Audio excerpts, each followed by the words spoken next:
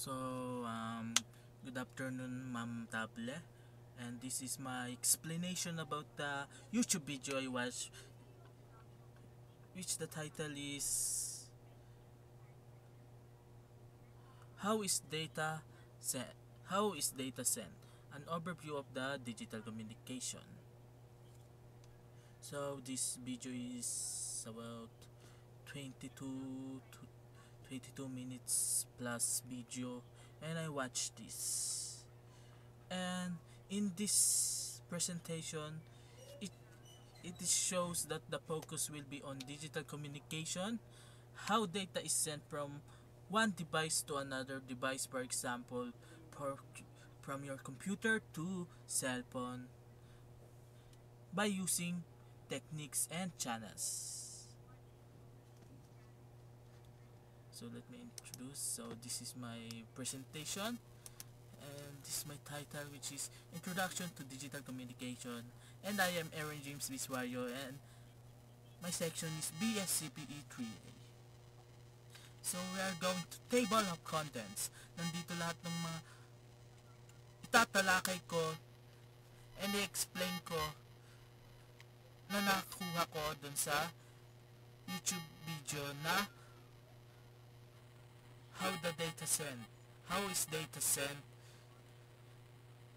So part 1 is introduction, the part 2 is communication channels, part 3 is modulation and conversion, part 4 is error correction, channel coding, and part 5 source coding,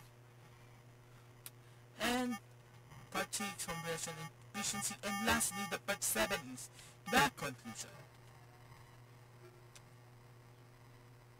So digital communication is the result of our computers, smartphones, and internet can exchange information. Data starts as binary, which is 1 second and 0 second, and must be transformed into signals that can travel across wires, fibers, optics, or airwaves. So this is the part 1, which is the introduction. When I said digital communication enables information transfers between computers, phones, and networks, which is yung sinabi ko kanina, involves converting binary data 1 second and 0 second into signals. And signals travels through different channels, wired, optical, fibers, or wireless. And for the part 2 is communication channels. Dito na natin papasukin ng simula ng ang aking explanation about sa how is data sent na YouTube video na pinanood. So, ano nga ba nasa communication channels na to? There are two types of communication channels. First is the baseband channels, direct signals transmission, for example, internet. And the second one is passband channels, use modulation to fit signals into frequency range, like radio and fiber optics. So ang mga pagsubok naman nito is noise interference and signal distortion.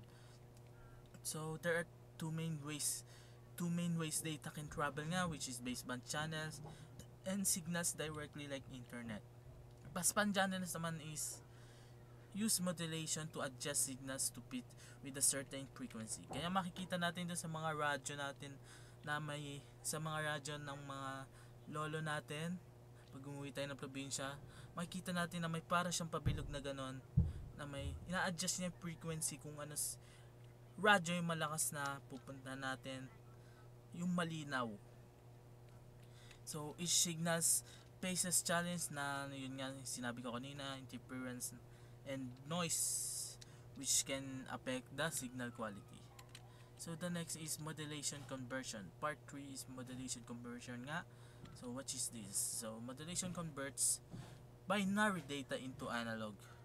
So ang modulation naman is kino-convert niya ang binary data into analog signal. So digital to analog converter, DAC, transforms digital inputs into continuous waveforms. So optical fiber samples on off keying, laser on 1, laser off 0. Parang sa mga ilaw natin, pag in-switch off natin, matik mamamatay yan kasi naka-0 yan. And pag niwan natin, pag in-on natin is matik magkaka-value siya na which is 1. And visual binary data, yung binary data magiging DAC nga, makikita natin dito sa visual. And ang DAC naman is magiging waveform at magiging optical fiber siya. Kaya makikita natin dito sa example ng optical fiber na yung switching type. So wait lang. Device uses modulation to turn digital data into waveforms. Sa digital to analog DAC nga plays a continuous signal. In optical fibers naman yung sinabi ko kanina na use on-off keying, light off, on for 1 and off for 0. And this process makes data suitable for different transmission media. Hindi naman pwedeng sa optical fiber example natin is kahit na 1, kahit na 0 yung kahit na in-off mo is hindi pa rin siya namamatay. Ibig sabihin may problema na siya sa kanyang loob, which is kailangan natin siya buksan at makita kung bakit kahit in-off natin siya hindi siya mamatay-matay. So part 4 is error correction and channel or pwede rin siya tawagin channel coding.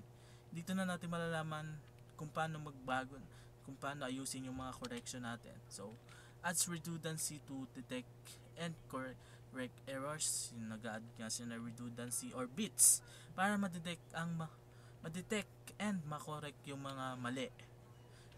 And ensures accurate message digitals despite channels issues. So for example, parity check coding for 5 rate. So when data travels, errors can occur due to weak signals. So of interference. Channel coding solves this by adding extra bit or redundancy nga that help detect and fix errors for the receiver. Develop, for example, parity check coding ensures the receiver knows if data was already altered during transmission. So, and for part 5 is source coding. So, ano nga ba nasa source coding natin? So, siya naman na yun, nagre-remove ng mga unnecessary redundancy before sending. So, inaalis niya yung mga di kailangan na mga bits bago i-send yung data. So, make communication faster and more efficiency. Mas madali siya makakapagpasa ng mga document na makakapag-communicate. And mas efficiency siya, mas bago siya, mas maganda siya. For example, GIF, JPEG compression. Mapapansin natin, pag nagpipicture tayo, kusang lumiliit yung o di kaya sa Canva, pag nag-ano tayo ng picture, nagawa tayo ng portrait, then may pagpipilian doon kung GIF, JPEG compression. Makikita natin doon kung ano na mas accurate. Nakalagay naman doon kung ano bang maganda sa kanilang type of picture na yan.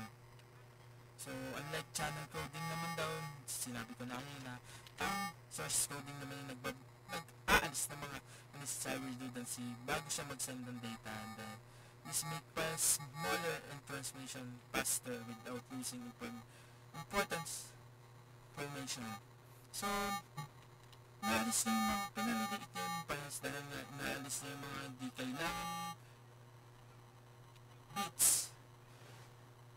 Kaya siya lumiliit at kaya nga siya maliit, mas madali mo siya may papasa na wala kang kailangan sa television importanteng informasyon.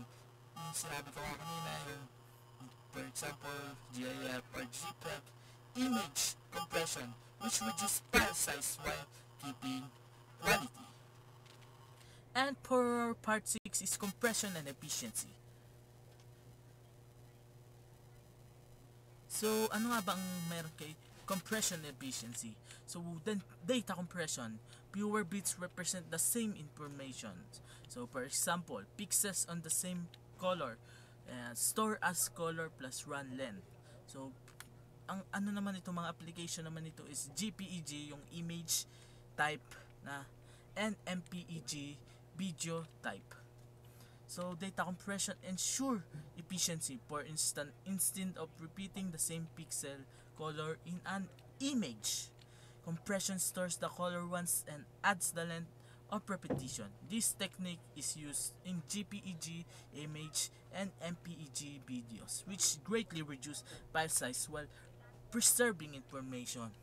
Yun ang maganda sa dalawang to, napapalit nila yung size files. Kaya mas makakaano ka sa storage mo, mas makakatipid ka.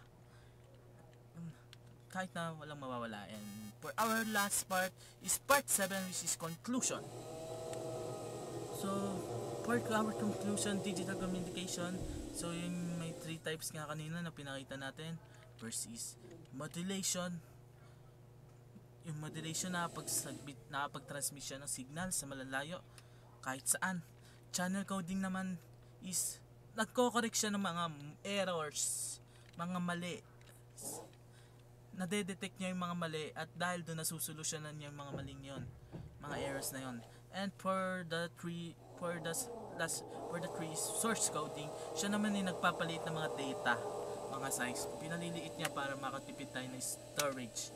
And ensures reliable efficiency and global in communication, applications, internet, mobile networks, and video streaming.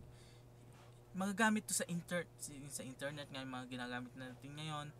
Internet, mobile networks like data, and mga video streaming. Pag nag-streaming tayo sa mga Facebook, YouTube, yan, magagamit. Hindi nyo napapansin pero nagagamit natin to. And digital communication nga works by combining three main processes nga. Modulation, yung nabanggit ko kanina, to send signals, nagsisend siya ng signals. Channel naman coding is nagko-correct ng mga errors, and source coding is nagpapaliit ng data size. Together, they ensures the communication is reliable, efficient, and global powering in the internet, mobiles, networks, and streaming net services. So that's all. Thank you for watching, Ma'am Table. And this is my explanation about the YouTube video I watched, which is the how is data sent, an overview of digital communication. So that's all. Thank you, ma'am, and have a great day.